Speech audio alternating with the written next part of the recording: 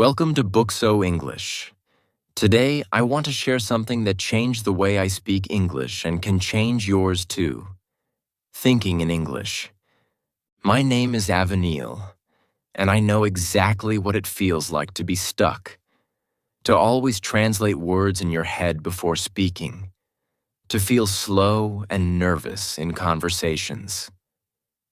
I used to think in my language first, then search for English words, then put them together in my mind, and then finally speak.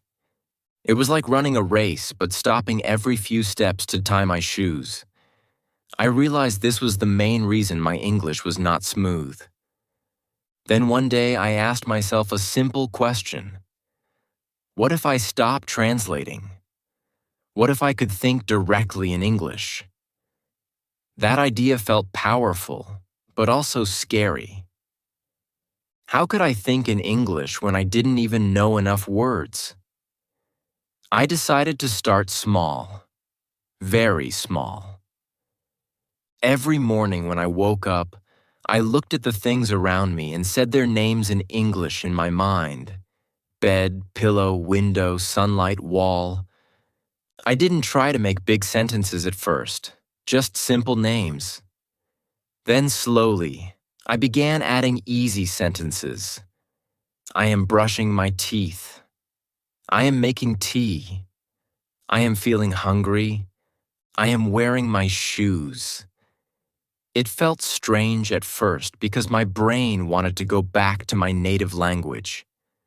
But I kept reminding myself, no translation, only English. Sometimes I whispered the words. Sometimes I said them only in my mind. Soon, something amazing happened. My brain started to get used to it. I realized I could make English my thinking partner. I decided that whenever I was walking, cooking, waiting for the bus, or even lying in bed, I would talk to myself in English in my thoughts.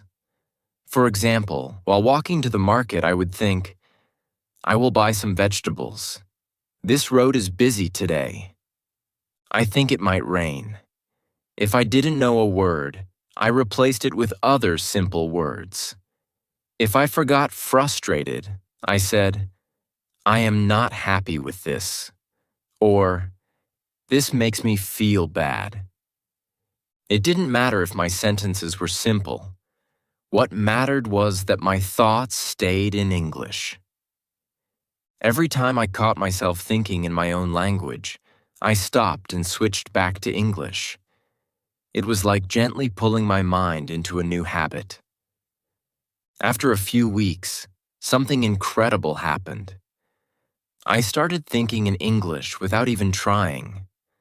One day I was walking and realized my inner voice was speaking in English naturally, without translation. That moment gave me a feeling of freedom. My words came faster.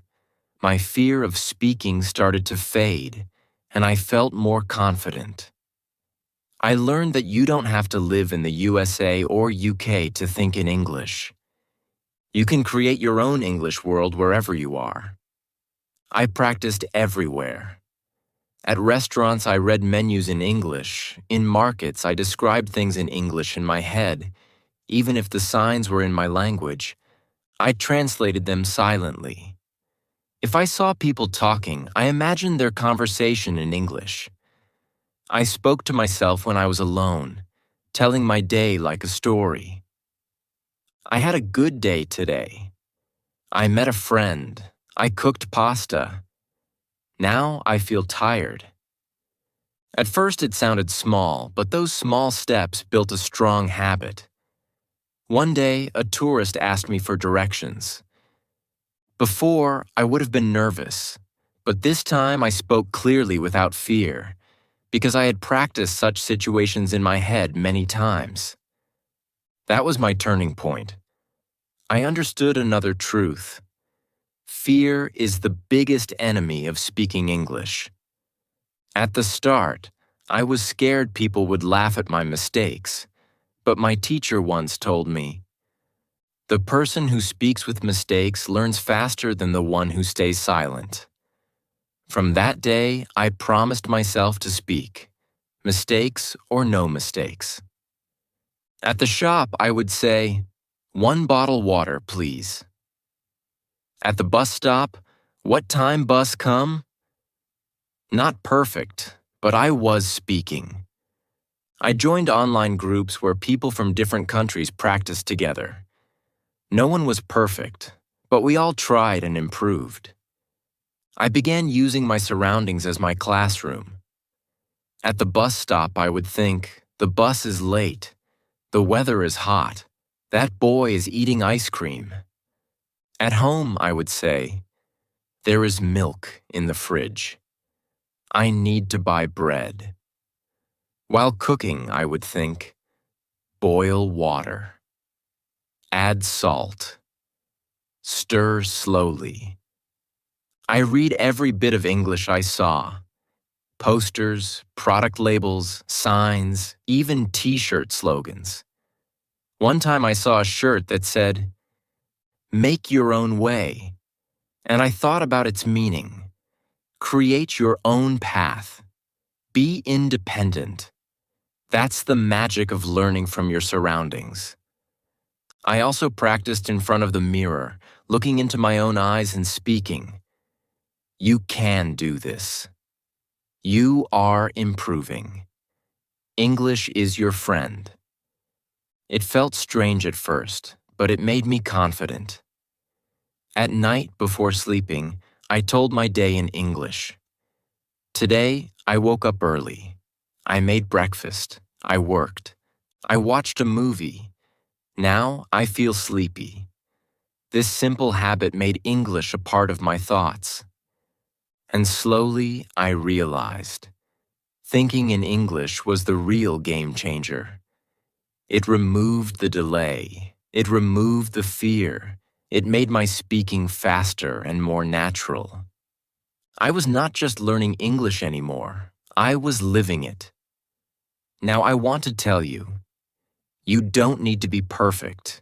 You need to be consistent. Speak every day, even to yourself.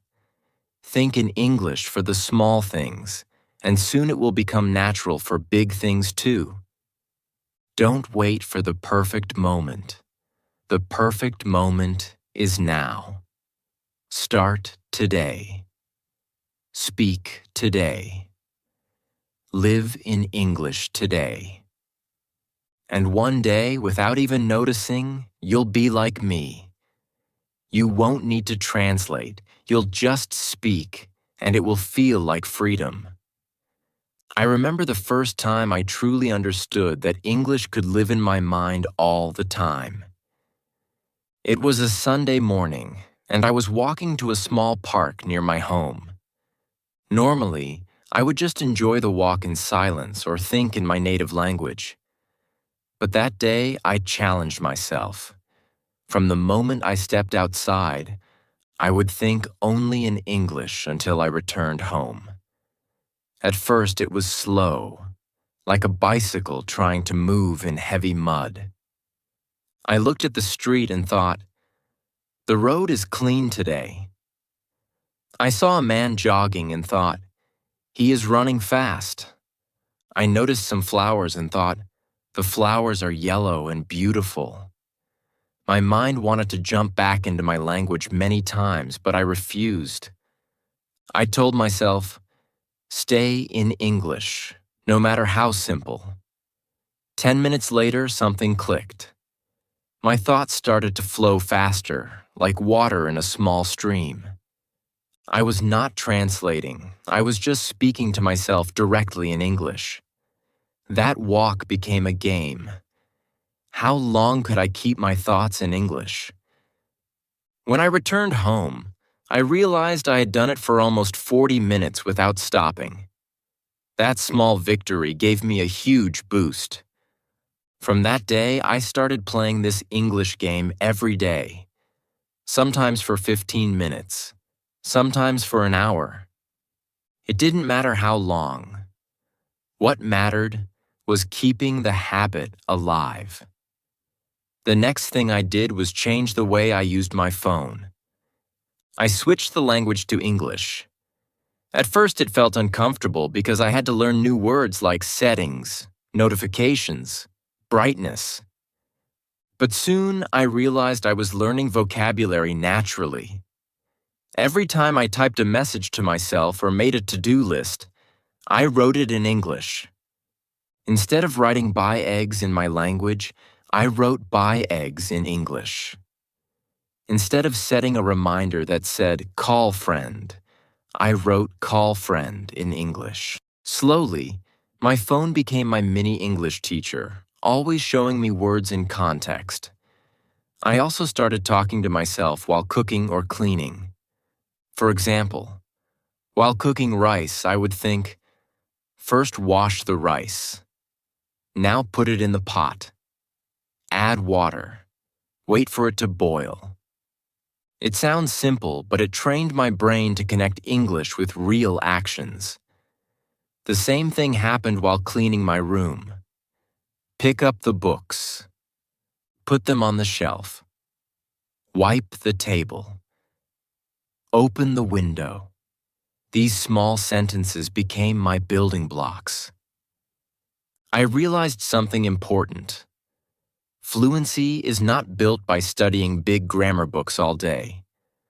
Fluency is built by using small, simple sentences again and again until they become natural.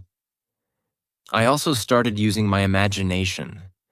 When I saw two strangers talking on the street, I imagined their conversation in English. Maybe they were talking about food, so in my mind I would think, "What will you have for lunch?" "I think I will eat noodles." If I saw children playing, I would imagine them saying, "Let's run faster. Watch out. Don't fall." This imagination exercise made my English more alive because it wasn't just about me. It was about creating real-life conversations in my mind. One of the most powerful moments came when I went to a small grocery store. The shopkeeper didn't speak English, but I decided to pretend I was in London. I greeted him in English. "Good evening. Can I have some milk, please?" He didn't understand, but I smiled and pointed to the milk. In my head, I kept speaking in English. "This milk looks fresh. I think I will also buy some bread. How much is it?" Even though the conversation wasn't real, my practice was real. I learned that you don't always need an English partner. You can be your own partner. I began recording myself for 2 minutes every evening. At first, it was strange hearing my own voice, but it showed me where I was slow, where I repeated words too much, and where I could improve. After a month, I compared my first recording to the latest one. The difference was like night and day. My words were clearer, my sentences longer, my confidence higher.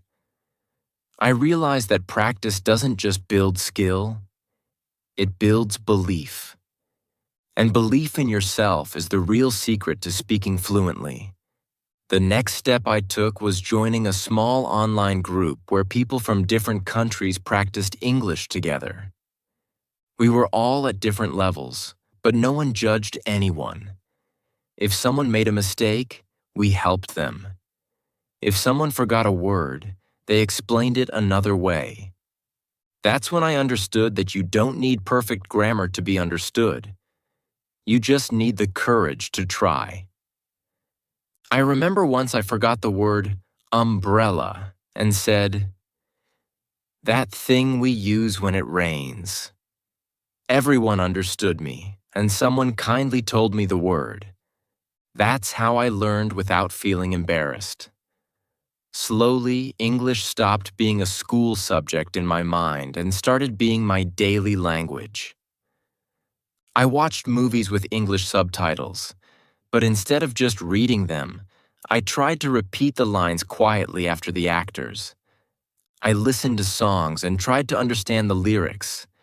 Sometimes I would pause a song and repeat the words in my own voice, even if I wasn't singing perfectly. My world started to fill with English. The signs I read, the videos I watched, the thoughts in my mind, the words I spoke. And the more I filled my world with English, the less space there was for fear. One day, my cousin visited from abroad. He spoke English well, and before, I would have felt shy to talk to him. But this time, I didn't think twice. I just spoke, naturally, without translating, without worrying about mistakes. We talked for almost half an hour, and when we finished, he said, "Your English has improved a lot." That simple compliment felt like a medal. It showed me that my small daily steps had turned into big progress. And that's what I want you to understand. You don't need magic. You don't need perfection. You don't need to wait. You just need to start thinking in English now with what you already know. The more you do it, the more natural it becomes, and one day you'll realize you're not just speaking English. You're living it every moment. After that conversation with my cousin, I realized something very important. Fluency is not built in one big step. It's built in thousands of tiny steps that nobody sees. People often ask me, "Avenil, how did you improve your English?" And I tell them the truth.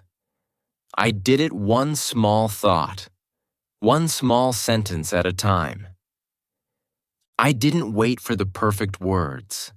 I didn't wait for a teacher to guide me every moment. I didn't wait for someone to start the conversation. I started with myself. I became my own teacher, my own student, and my own partner. Thinking in English became like breathing for me. It just happened naturally. But I also learned that to keep this skill alive, I had to feed it every day. So I made a rule. Every day, I must spend at least 1 hour thinking, speaking, or listening in English. Sometimes it was while walking, sometimes while cooking, sometimes while lying in bed before sleep. I didn't make excuses like "I'm tired" or "I'm busy," because I knew English wouldn't grow if I didn't give it time. One morning, I decided to try something new. I would describe everything I saw around me in English, as if I was making a movie in my mind. I walked into the kitchen and thought, "The kettle is boiling. The clock is ticking. The sunlight is falling on the table. The spoon is inside the cup." This exercise made me notice details I had never paid attention to before. It also gave me new words to learn. If I didn't know a word, I looked it up immediately and then used it again later in the day. I realized that learning words in context, connected to real things, made them stick in my memory much faster than learning from a list. Another thing that helped me a lot was storytelling. I began telling small stories to myself in English. For example, if I saw a cat on the street, I would imagine a story. This cat is looking for food. It walked to the shop. The shopkeeper gave it milk. It drank and felt happy. At first, my stories were very short, but slowly they became longer and more interesting. This not only improved my vocabulary, but also made me think creatively in English. One evening, while waiting for the bus, I decided to pretend I was explaining the bus stop to a foreign tourist. I thought, "This is the main bus stop. Buses go to different parts of the city from here.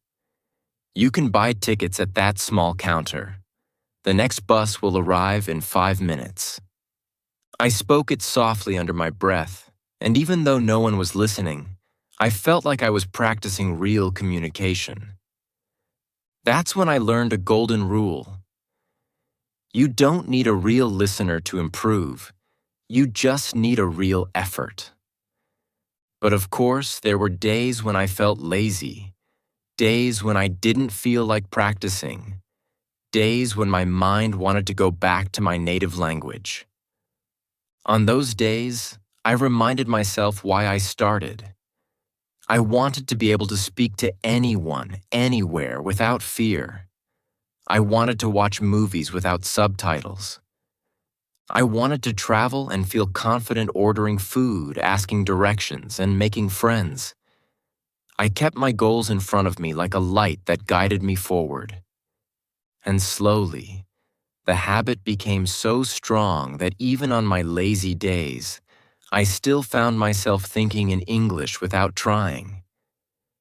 Then came a big test. I met a group of foreigners at a local event. Before, I would have avoided them because of my fear, but this time I went straight to them and said, "Hello, welcome to our city. How are you enjoying your stay?" They smiled and started talking to me. I didn't understand every single word they said, but I understood enough to keep the conversation going. When I didn't know a word, I used another way to explain. When I made a mistake, I didn't stop. I just corrected myself and moved on. After 10 minutes, we were laughing and sharing stories. That moment felt like proof that all my silent practice had paid off. I learned that thinking in English is not just about preparing for the future. It's about living in English right now, in the middle of your day, in the middle of your normal life. And the more you live in it, the more natural it feels. I also discovered that English is not only about speaking, it's about listening too. The more I listened to native speakers in videos, podcasts, or interviews, the more I picked up their natural way of thinking. Sometimes I would pause a video after one sentence and repeat it in my own words. This helped me feel the rhythm of English in my mind. I noticed that native speakers often use simple, short sentences in daily life. And that gave me confidence because it meant I didn't need big, complicated words to sound fluent. I also practiced asking myself questions in English. What will I do today? What should I cook for dinner? Why is the weather so hot? And I always answered in English, too. It felt like I was having a conversation with myself, and in a way, I was. The truth is, your thoughts are your first conversation partner. If you can talk to yourself in English, you can talk to anyone. Thinking in English made me braver, faster, and more confident. It became like a muscle that grew stronger every time I used it. And now, when I meet new people, they often ask me, "Did you live in an English-speaking country?" I smile and say, "No, I lived in an English-speaking mind." After I started living in an English-speaking mind, my world began to change in ways I never expected. Simple things that once felt boring now became opportunities to practice. Waiting in line at the bank used to feel like wasted time, but now it became my silent English classroom. I would look around and think, the man in front of me is wearing a blue shirt. The woman at the counter is smiling. The security guard is standing near the door.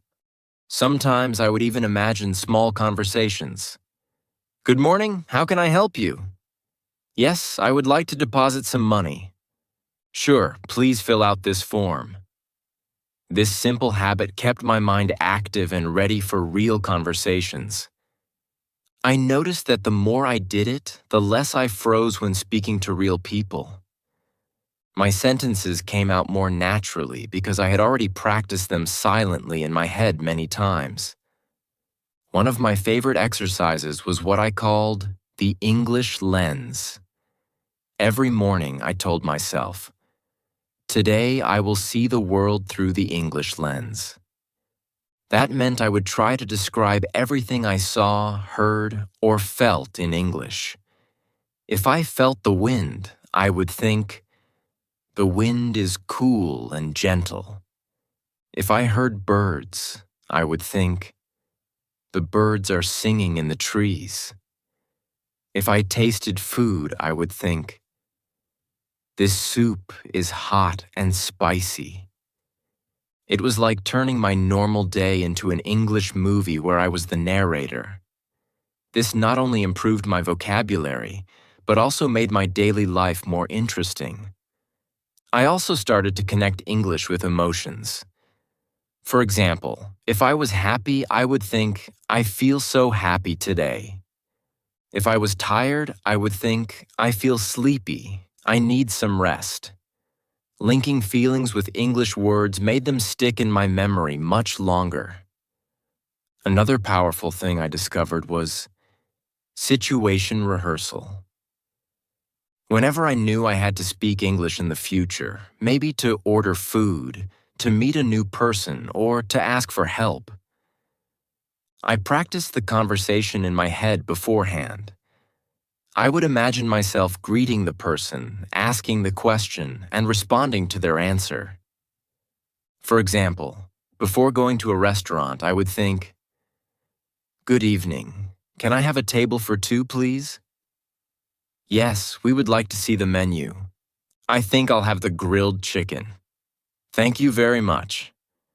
Practicing in advance gave me confidence because I felt prepared, and even if the real conversation was slightly different, I could adapt more easily. One day, I had to help a foreign tourist who was lost in my city. Normally, my heart would beat fast and I would panic.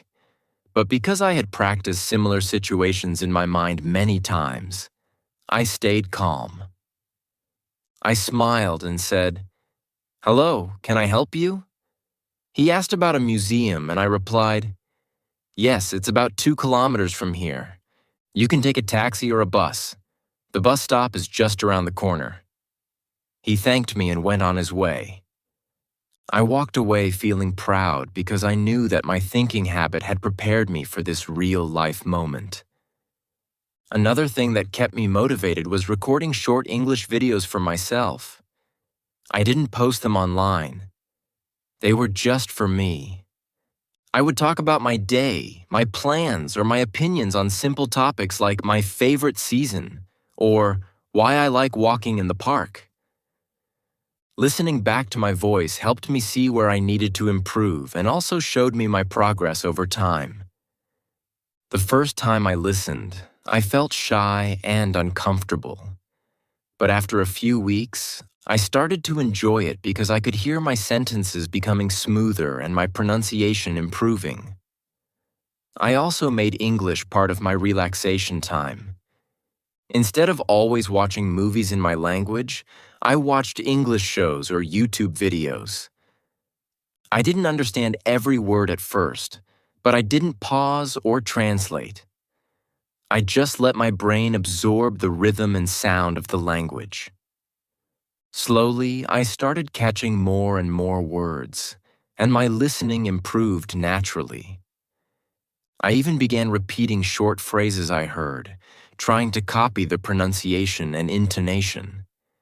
It felt like I was training my brain to think and sound like a native speaker. I realized something important. English doesn't grow only in study hours. It grows in the small moments of your daily life. And the more you connect it to those moments, the stronger it becomes. There were still times when I made mistakes, but instead of feeling embarrassed, I started to laugh at them and learn from them. Once, I asked for kitchen instead of chicken at a restaurant, and everyone laughed, including me. That one mistake made sure I never forgot the right word again. I learned that mistakes are not a sign of failure. They are signs that you are trying, and trying is the only way to get better. Now, whenever I meet someone who wants to improve their English, I tell them, don't wait for the perfect environment. Create your own environment in your mind. Think in English when you're alone, when you're walking, when you're eating, when you're about to sleep. Speak to yourself, answer your own questions, describe your world, and practice situations before they happen. The more you do this, the more confident you will become. And one day, without realizing it, you will speak to someone in English and feel no fear at all. Only excitement and pride. That day will be your proof that thinking in English is not just a technique, it's a transformation. Over time, thinking in English became more than just a practice for me. It became my natural way of living. I didn't realize how far I had come until one day when I was sitting in a cafe, sipping tea and reading a book. A couple at the next table was speaking in English. Without meaning to, I understood almost everything they were saying. I wasn't translating in my head. I wasn't forcing myself to focus. My mind just followed their conversation as easily as if they were speaking my native language. That moment felt like magic, but in reality, it wasn't magic at all. It was the result of hundreds of hours of small, simple daily practice. That's when I truly believed that anyone can do this if they are consistent. I started to see English everywhere. On product labels, street signs, advertisements, websites. It was all around me, waiting for me to notice it. Instead of ignoring these small pieces of English, I began to read them out loud or repeat them in my head. I even started making small games for myself, like finding 5 new English words every day and using them in my thoughts or sentences. This kept my learning fresh and exciting. Another thing I discovered was the power of connecting English with things I love. I enjoy cooking, so I began watching English cooking videos. While cooking, I would follow the instructions in English in my mind. Chop the onions, heat the oil, add the spices, stir for 2 minutes. This not only helped me learn new words, but also made me enjoy my hobby even more. I also like music, so I started listening to English songs carefully, reading the lyrics, and trying to understand the meaning. Sometimes I would write down my favorite lines and repeat them to myself like little pieces of poetry. The more I connected English with my passions, the easier it became to practice without feeling like work. I also made a habit of ending my day with English. Every night before sleeping, I would review my day in my mind in English. Today, I woke up early. I went to the market. I met my friend and had tea. We talked for an hour. It was a good day. Then I would plan the next day in English too. Tomorrow I will go to the bank. I need to buy vegetables. I will clean my room. This simple habit made my brain comfortable with thinking about past and future in English. Soon, even my dreams sometimes came in English. And that's when I knew the language had become a deep part of me. But perhaps the most important lesson I learned was this. Thinking in English is not about being perfect. It's about being present. It's about choosing English in this moment again and again until it becomes automatic. It's about not waiting for the right time, not waiting for the right words, not waiting for someone to talk to you. You can start right now wherever you are with whatever English you already know.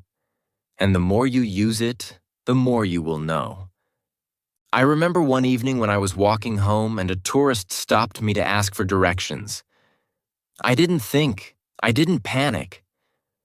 I just answered naturally, and when we finished talking, I realized I hadn't translated a single word in my head. That's when I knew I was free from the habit of translating. That's the real power of thinking in English.